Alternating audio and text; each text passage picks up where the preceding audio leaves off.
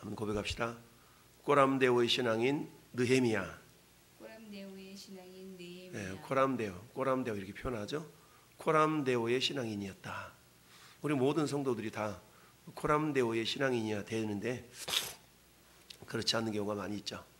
예배당에서는 하나님이 계시는데 예배당을 벗어나면 하나님이 없는 것처럼 살아가는 것은 꼬람데오의 신앙인이 아니죠. 하나님은 어느 한 곳에 미어 계신 분이 아니죠. 마치 다윗이 성전을 지으려 할 때에 하나님이 하셨던 말씀이 그거잖아요. 내가 그 누구에게 내가 몸을 처소를 만들라 그랬더냐. 하나님은 만물에 온 천지에 충만하신 하나님, 온 천지에 충만하신 하나님이기 때문에 단지 성전을 지은 목적은 하나님을 모시기 위함이라기보다도 하나님의 이름을 두시기 위함이었다라고 그러죠. 하나님의 이름. 우리가 거리를 보면 저기 천안에 가보면은 누구야 이름? 그 저기 누구죠? 이봉주인가? 이봉주? 이렇게 육상 선수가 허리 아파가지고 요새 그런 운동선수 이름 딴 거리도 있고 막 그러지 않습니까? 그러니까 그 거리 이름을 붙인다는 얘기는 그 사람을 기억하고 기념하기 위함인 거죠. 하나님께서 솔로몬을 통해 성전을 지었을 때도 마찬가지. 하나님의 이름이 거기에 계신다라는 얘기죠. 그래서 오늘 꼬람데오의 신앙인 느헤미야라는 말씀을 가지고 우리 은혜를 잠깐 나누는데요. 자, 그 느헤미야가 유다 땅 총독으로 세움을 받을 때가 언제였나? 아닥사스다 왕 제 12년부터 32년까지였다. 그러면 아닥사스다 왕은 메데 파사, 즉 페르시아의 5번째 왕이거든요. 페르시아 5번째 왕이었는데 이때가 언제였냐면 제 20년은 주전 444년이었어요. 그러니까 느헤미야가 3차로 귀환하게 된 때가 주전 444년이죠. 그러니까 이때가 아닥사스다 왕이 20년 통치하던 때였다라는 것을 알 수가 있고요. 그 다음에 그때로부터 12년, 32년까지 했으니까 12년 동안이니까 얼마입니까? 주전 432년이겠죠. 444년부터 12년이니까 주전 432년까지 일단 1차적으로 파송을 해서 예루살렘에서 총독을 했다라는 것을 알 수가 있어요. 근데 12년 동안 총독이라 그러면 우리로 말하면 뭡니까? 지방관이니까 한 지역에 한 시장쯤 될까요? 시장쯤 되겠네요. 근데 시장으로 파송이 되는데 시장이 12년 동안 한마디로 말하면 월급을 받지 않았다는 거죠. 근데 시장만 온 게 아니고 시장이 따라오면 비서도 오고 여러 가지 어떤 조직이 같이 오잖아요. 근데 성경은 뭐라고 말씀하고 있냐면 12년 동안은 나와 내 형제들이 총독의 녹을 먹지 아니했다. 녹을 먹지 아니했다. 그러니까 느헤미야뿐만 아니라 느헤미야와 함께 일했던 그 어떤 식솔들도 총독의 녹을 먹지 않았다. 한마디로 말하면 자기 것은 자기가 버려서 먹었다라고 할 수도 있겠고, 아니면 그동안 자기가 가지고 온 것을 전부 다 이렇게 써가면서 예루살렘 성벽 성곽을 짓는 일에 최선을 다했다라고 말할 수가 있죠. 그와 반면에 느헤미야보다 먼저 있었던 총독들은 그렇지 않았다라고 얘기하죠. 15절 보니까 나보다 먼저 있었던 총독들은 백성에게서 양식과 포도주와 또 은 40세겔을 그들에게서 빼앗고, 자발적으로 내게 한 것을 빼앗고, 또한 그들의 종자들도 백성을 압제하였으나 나는 하나님을 따릅시다. 경외함으로, 하나님을 경외함으로 이같이 하지 아니하였다라는 얘기입니다. 여러분, 이 당시에 이 이스라엘 백성들이 저 바벨론으로부터 다시 돌아와서 정착해서 살고 있는 그때에, 물론 이미 살고 있었던 원주민들도 있었지만 이 유대인들의 삶이라는 굉장히 팍팍한 삶이었거든요. 왜냐하면 이 페르시아 제국에 세금을 내야 되잖아요.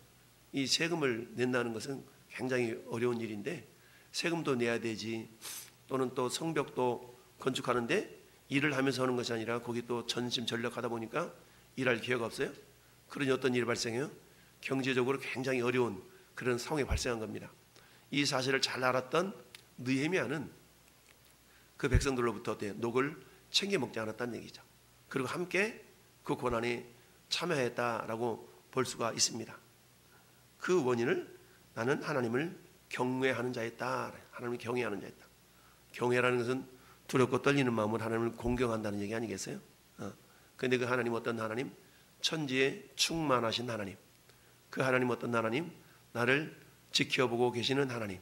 이처럼 꼬람데오의 하나님이심을 이 느헤미야는 알았기 때문에 허투루 살지 아니하였고 하나님의 시선을 의식하며 살았다는 얘기죠.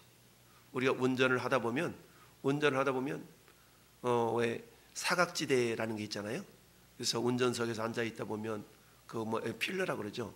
운전석에서 앞유리창과 또 옆 문 이렇게 가로막는 그 지지대, 이 부분에서는 자칫 잘못하면 사람이 안 보이는 사각지대가 있죠.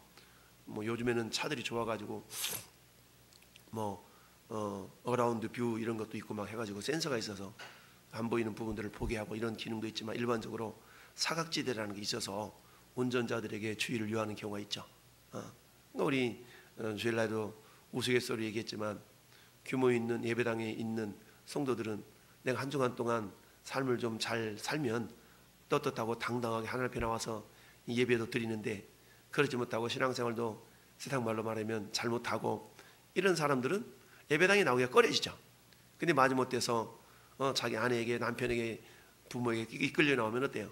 덩치 큰 사람 뒤에 숨어가지고 어떻게든지 목사님 시선 피하려고 그러고 뭔가 좀 이렇게 숨어있고 싶은, 이게 인간의 죄성의 본성이죠. 에덴 동산에서 아담과 하와가 범죄한 이후에 그들은 어떻게 했어요? 버섯으로 부끄러워해서 나무 뒤에 숨었나이다. 여러분, 하나님은 에덴 동산 전체를 주관하시는 분이신데 에덴 동산을 숨는다고 하나님의 시선에 이렇게 숨겨질 곳이 없잖아요. 그럼에도 불구하고 범죄하니까 아담과 하와의 지혜로움이 그저 나무 뒤에 숨으면 안 보이겠지? 라는 그런 지혜가 땅에 떨어지고 말았던 겁니다. 결국 하나님의 사각지대, 즉 하나님 못 보겠지? 라는 그런 인간의 어리석음이 생겨나고 말았던 겁니다. 그런데 어때요? 인간은 사각지대가 있지만 하나님께는 사각지대가 없는 거죠. 그래서 천지에 충만하신 하나님. 그래서 느헤미야는 이처럼 나는 하나님을 경외하는 자입니다. 그러니까 어때요? 자기가 12년 동안 총독 생활을 하면서도 결코 백성들의 삶을 알고 있잖아요. 그들 얼마나 힘들고 어렵게 제국에 세금도 바쳐 또 성벽 건축하는 일에 동원도 돼, 그러니까 굉장히 힘든 상황이라는 것을 알았기 때문에 느헤미야는 직접 총독의 녹을 먹지 아니하고 오히려 자기들이 먹는 음식을 나누는, 그래서 매일 나를 위하여 소 1마리, 살진 양 6마리를 준비하여 닭도 많이 준비하고 열흘에 한 번씩은 각종 포도주를 갖췄나니 비록 이가 차있을지라도 내가 총독의 녹을 요구하지 아니했음은 이 백성의 부역이 중함이었더라. 우리 옛날에 부역이라고 하죠. 부역 나간다 그랬죠. 그래서 새마을 운동하고 한참 그럴 때는 동네에서 부역 나가면 마을 길도 단장하고 수로도 정비하고 이런 일들 했던 기억이 있는데요. 어쨌든 하나님을 경외했던 이 느헤미야는 철저하게 고람데오의 하나님의 신전 의식이라고 하죠. 하나님이 눈앞에서 내 삶을 지금 보고 계신다라는 그런 믿음을 가지고 자기 동족의 어려움을 몸소 같이 동참했던 이런 믿음의 사람이었다라는 얘기입니다. 그러다 보니까 백성들로부터 그야말로 녹을 이렇게 뜯어내지 아니하고 강탈하지 아니하고 자기뿐만 아니라 자기 식소들조차도 솔선수범하면서 그런 삶을 살았던 걸 보게 됩니다. 여러분, 이렇게 할 수 있었던 이유는 뭘까요? 첫째는 하나님을 경외하며 고람데오 신앙인이었지만, 고람데오 신앙인과 하나님을 경외하는 삶 가운데 우리는 마치 사도 바울이 빌립보서 4장에서 그런 말씀하잖아요. 빌립보 4장 12절에 내가 궁핍에 처할 줄도 알고 내가 풍부에 처할 줄도 알아. 일체의 비결을 배웠나니 내게 능력 주신 자 안에서 내가 모든 것을 할 수 있느니라. 사도 바울은 선교 여행을 다니면서 얼마나 삶이 때로는 부유하기도 했지만 때로는 굉장히 힘들었잖아요. 그러면 힘들 때는 힘들다고 불평하지 아니했고, 넉넉하면 넉넉하다고 교만하지 아니했고, 어떤 상황 가운데서도 자족할 줄 아는 그런 일체의 비결을 배웠다라고 그랬어요. 그래서 우리가 잘 아는 빌사일성, 내게 능력 주신 자 안에서 내가 모든 것을 할 수 있느냐, 우리 이 말씀은 그저 능력을 발휘하는 쪽으로만 생각하지만 실상 그 말씀은 내가 어떤 상황 가운데서도 내가 어때요? 자족할 줄 아는 그런 마음을 가졌던 걸 보게 됩니다. 뿐만 아니라 사도 바울은 이런 자신의 삶을 디모데에게 디모데전서 6장에서도 그렇게 얘기하고 있지 않습니까? 디모데전서 6장 6절에 자족하는 마음이 있으면 경건에 큰 이익이 되느니라. 어떻게 하면 자족할 수 있을까요? 돈을 사랑하지 않으면 되겠죠. 돈을 사랑함이 일만하게 뿌리가 된다라고 말씀하고 있습니다. 이것을 탐내는 자들은 미혹을 받아서 믿음에서 떠나 많은 근심으로써 자기를 찔렀도다. 그러면서 너 하나님의 사람아, 너 하나님의 사람아, 이것들을 피하고 의와 경건과 믿음과 사랑과 인내와 온유를 따르며 믿음의 선한 싸움을 싸우라. 결국 사도 바울은 이런 자기 자신의 삶을 디모데후서 4장 7절 8절에서 세 마디로 표현했죠. 나는 선한 싸움 싸웠다. 달려갈 길 마쳤다. 믿음을 지켰다. 이 세 단어로 자기 인생을 정리한 걸 봅니다. 이 사도 바울도 철저하게 꼬람데오의 정신, 어떤 상황 가운데서도 자족할 줄 아는 그런 삶을 살았던 겁니다. 이와 마찬가지로 오늘 느헤미야도 그랬던 것이죠. 느헤미야도 철저하게 하나님을 경외하면서 자기 자신의 유익을 구하지 아니했다라는 얘기죠. 그러다 보니까 자기 삶도 쉬운 일만은 아니었죠. 그렇지만 이 모든 것들을 하나님은 보고 계신다라는 철저한 신전의식, 꼬람데오의 신앙이 있었기 때문에 어땠어요? 하나님 모든 걸 나 보셨지. 그러면서 19절 말씀에 뭐라고 고백하고 있습니까? 내 하나님이여, 내가 이 백성을 위하여 행한 모든 일을 모아서 기억하사 내게 은혜를 베푸시옵소서. 느헤미야는 사람들에게 유익을 구하지 아니하고 하나님께서 자기가 행한 선한 일들을 기억해 달라고 하나님께 기도하고 맡긴 것을 봅니다. 이 모든 것을 기억하옵소서. 주님이 기억하시면 족하리. 이런 찬양의 가사가 있는 것처럼 철저하게 꼬람된 삶을 살았던 느헤미야는 하나님께서 자기 자신의 모든 선한 일들을 기억하고 계셔서 하나님의 선하신 때에 반드시 은혜를 베풀어 주실 것을 믿었기 때문에 하나님께 은혜를 구한 것이지 사람들이 이거 내놔라 저거 내놔라 하지 아니했다라는 사실입니다. 여러분 시편 139편에 보면은 이런 고백을 합니다. 내가 주의 영을 떠나 어디로 가며 주의 앞에서 어디로 피하리까? 내가 하늘에 올라갈지라도 거기 계시며 수월에 내 자리를 펼지라도 거기 계시나이다.